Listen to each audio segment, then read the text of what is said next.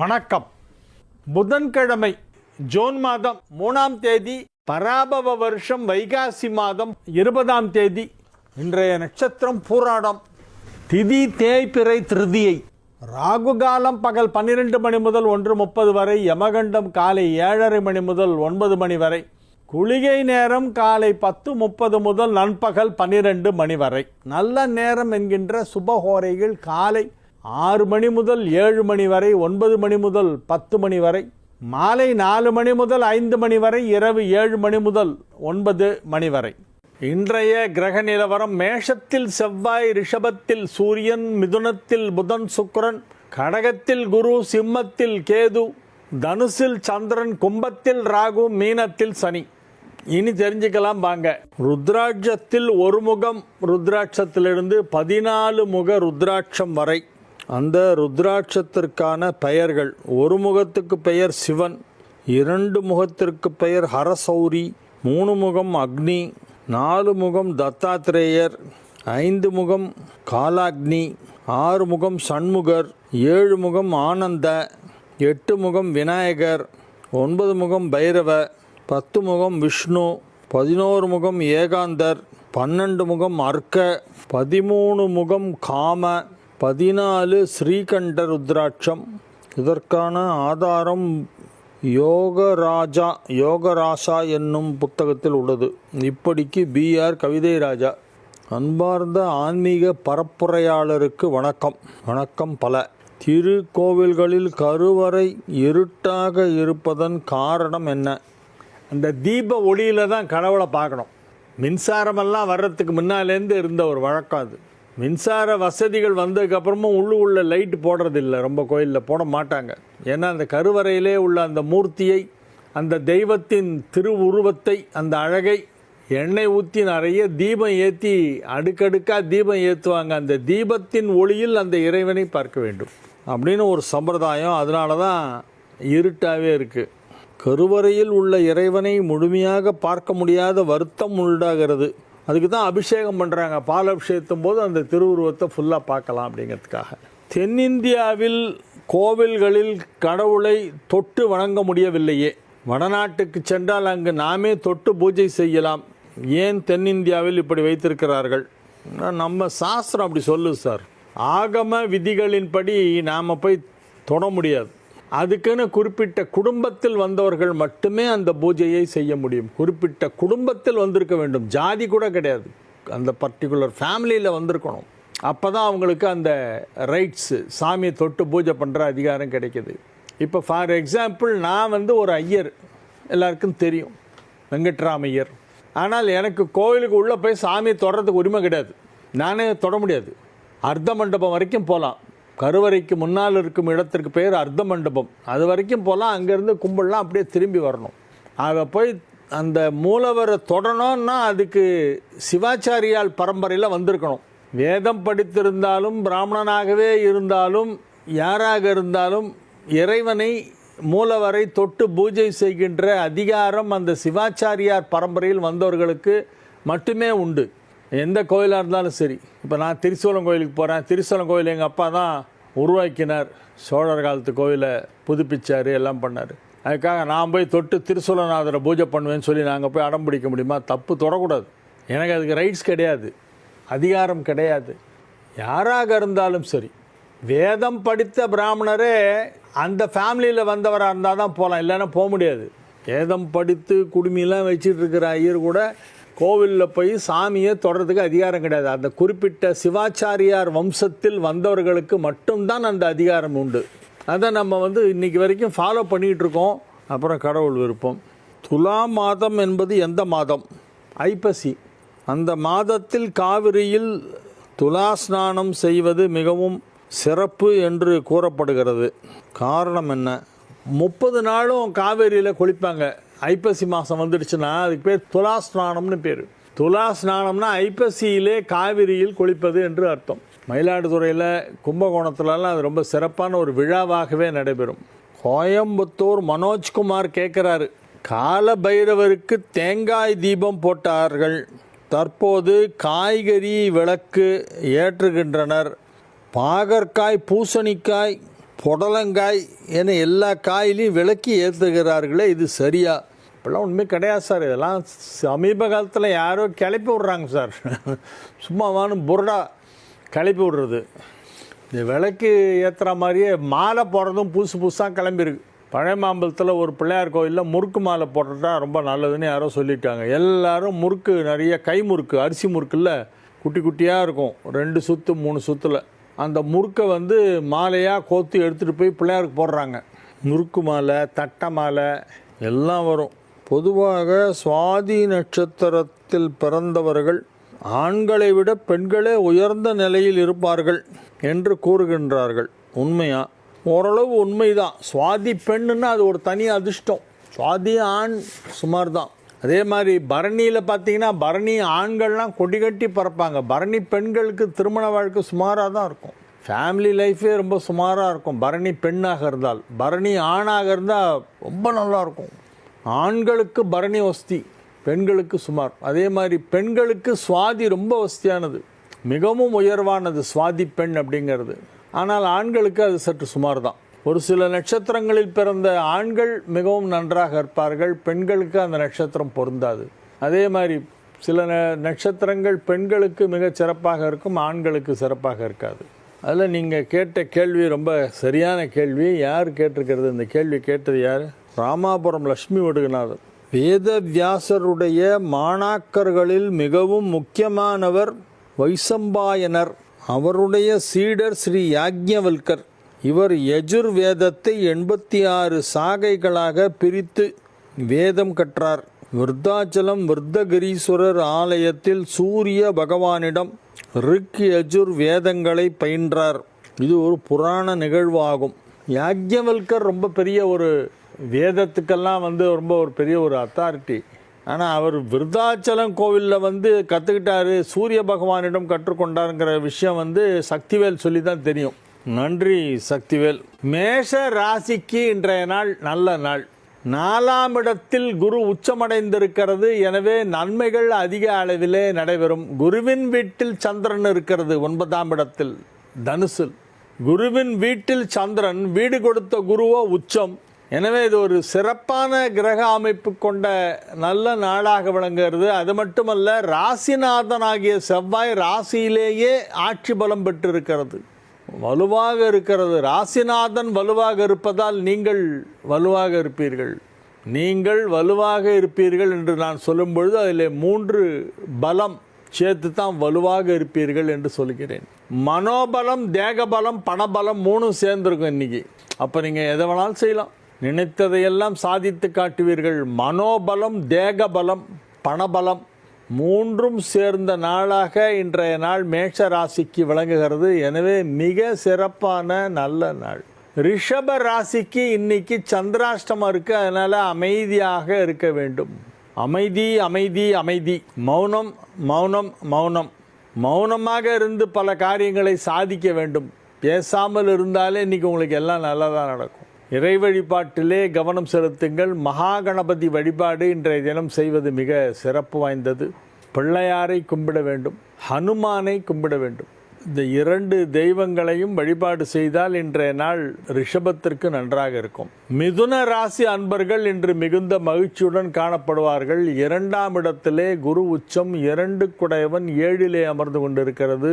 ராசியிலே 2 சுப கிரகங்கள், 2ஆம் இடத்தில் ஒரு சுப கிரகம், 7ஆம் இடத்தில் உள்ள சந்திரன் மிக வலுவாக அமைந்திருக்கிறது. எனவே கிரகங்கள் எல்லாமே பெரும்பாலும் நல்ல நிலையிலே இருக்கின்றன. 11ஆம் இடத்தில் 11 குடைவன் ஆட்சி பலம் பெற்றிருப்பதால் லாபஸ்தானமும் வலுவாக இருக்கிறது.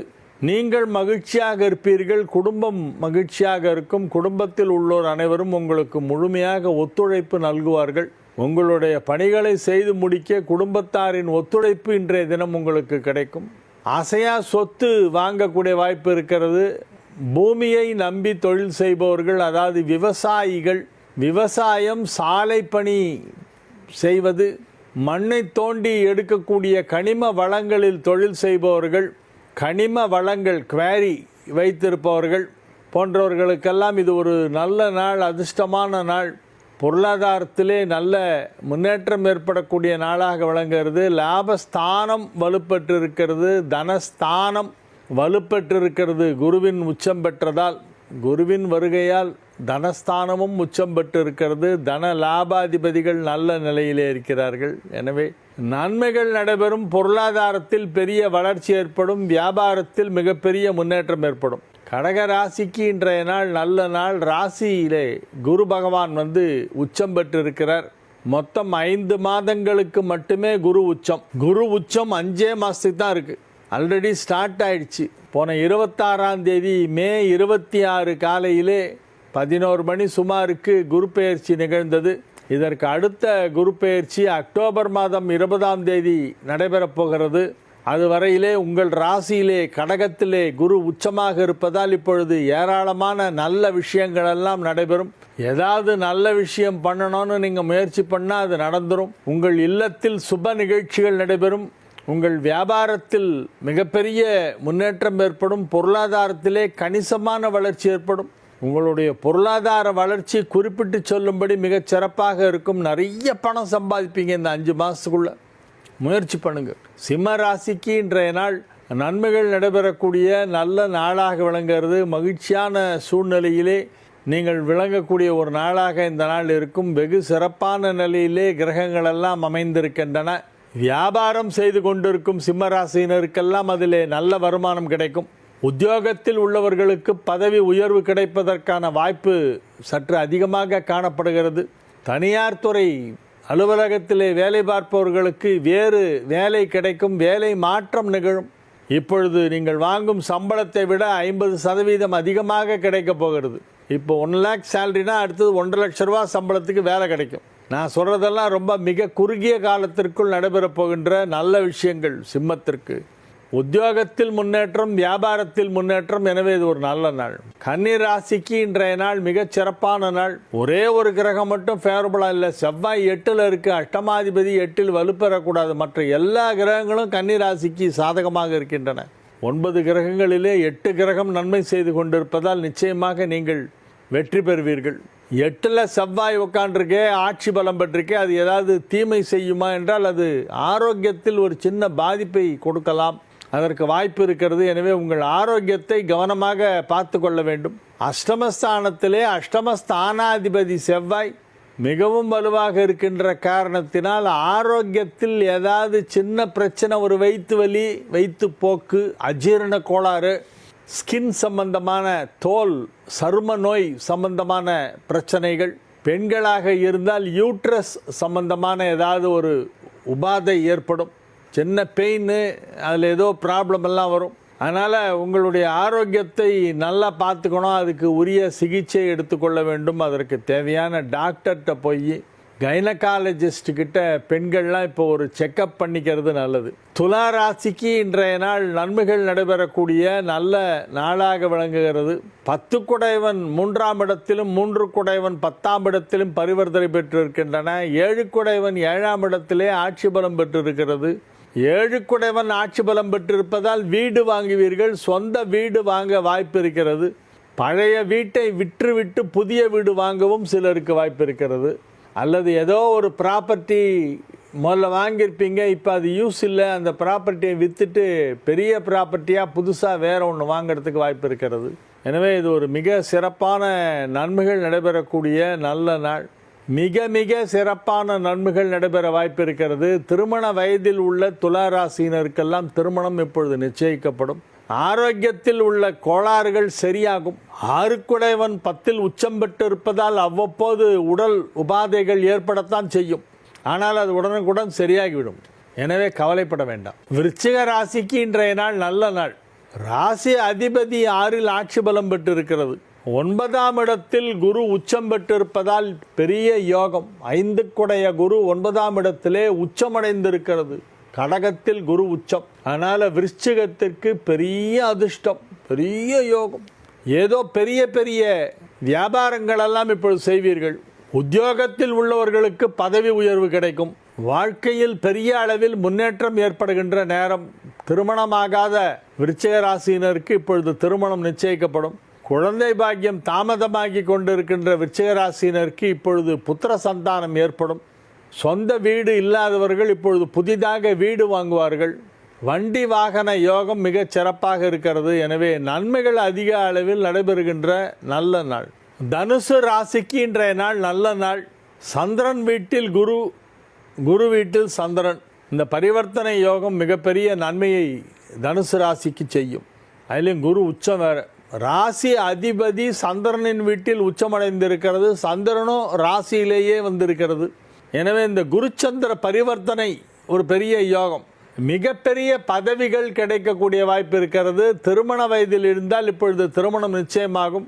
குழந்தை பாக்கியம் ஏற்படுவதற்கு வாய்ப்பு இருக்கிறது. வம்ச விருத்தி அமைகின்ற நேரம். உங்கள் குடும்பத்தில் யாரெல்லாம் அந்த குழந்தை பெற்றுக்கிற வயசில் இருக்காங்களோ அவங்க எல்லாருக்கும் குழந்தை பிறக்கும். வீடுன்னா நிறைய குழந்தைங்க இருக்கணும். அப்போ தான் அது குடும்பத்துக்கு அழகு. வஜ வஜ வஜ வஜ வஜன்னு எல்லாம் கத்திக்கிட்டு சத்தம் போட்டுக்கிட்டே இருக்கணும்.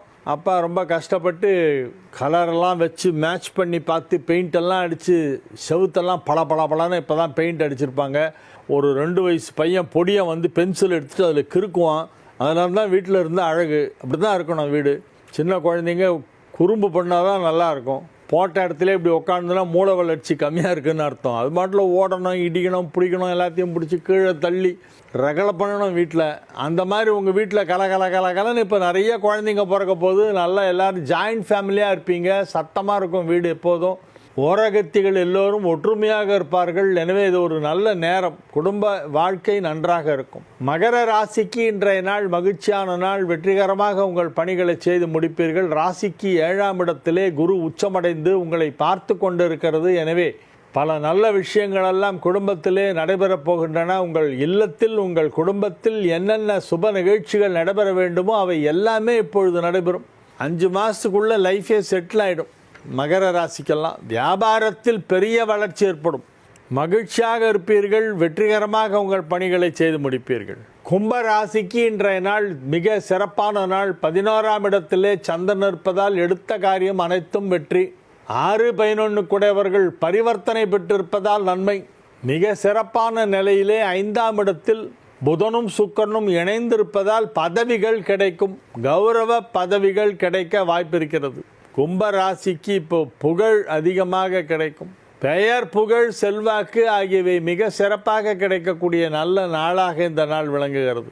கும்ப ராசியிலே நிறைய விஐபிகள் இருப்பார்கள். துவக்க விழாவுக்கு போய் பேசுறது, ஆண்டு விழாவில் கலந்துக்கிறது, பள்ளிக்கூட விழாவில் போய் குழந்தைங்களுக்கெல்லாம் பரிசு டிஸ்ட்ரிபியூஷன் பண்ணுறது, திறப்பு விழாவுக்கு போகிறது.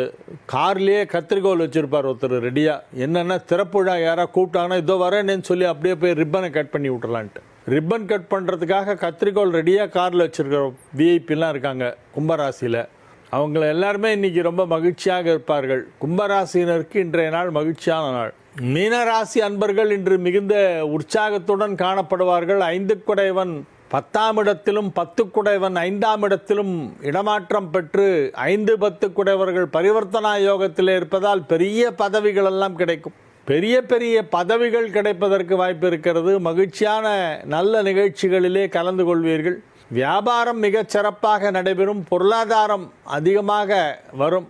பண வரவு அதிகமாக இருக்கும். குடும்பத்தில் சுப நிகழ்ச்சிகள் நடைபெறும். பள்ளிக்கூடத்தில் படிக்கின்ற மாணவ மாணவியர் கல்வியிலே அதிக கவனம் செலுத்துவார்கள். இன்னும் 2 நாள் தான் இருக்குது. ஜூன் 4ஆம் தேதி ஸ்கூல் திறக்கிறாங்க.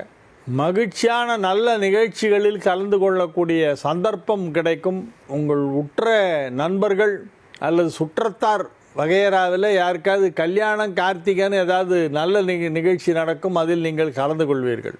இன்றைய விசேஷம் சங்கடஹர சதுர்த்தி, பிள்ளையார் வழிபாடு. சாயந்தர நேரத்தில் கோவிலில் பூஜை பண்ணி சந்திரோதயத்தின் பொழுது தீபாராதனை செய்வார்கள். சந்திரோதய நேரத்தில் கணபதியை வழிபட வேண்டும். அதுதான் சங்கடஹர சதுர்த்தி. பிள்ளையாரை சாயந்தரம் கும்பிடணும். சங்கடஹர சதுர்த்தியில் சாயந்தரம் கும்பிடணும். வளர்பிறை சதுர்த்தியில் காலையில் கும்பிடணும். வாழிய செந்தமிழ், வாழ்க நற்றமிழர், வாழிய பாரத மணித்திருநாடு. வந்தே மாதரம், வந்தே மாதரம், வந்தே மாதரம். மீண்டும் நாளைய நிகழ்ச்சியிலே உங்களை சந்திக்கும் வரை உங்களிடமிருந்து விடை பெற்றுக் கொள்வது உங்கள் வழிகாட்டி ஜோதிடர் கலைமாமணி ஹரிகேசநல்லூர் வெங்கட்ராமன்.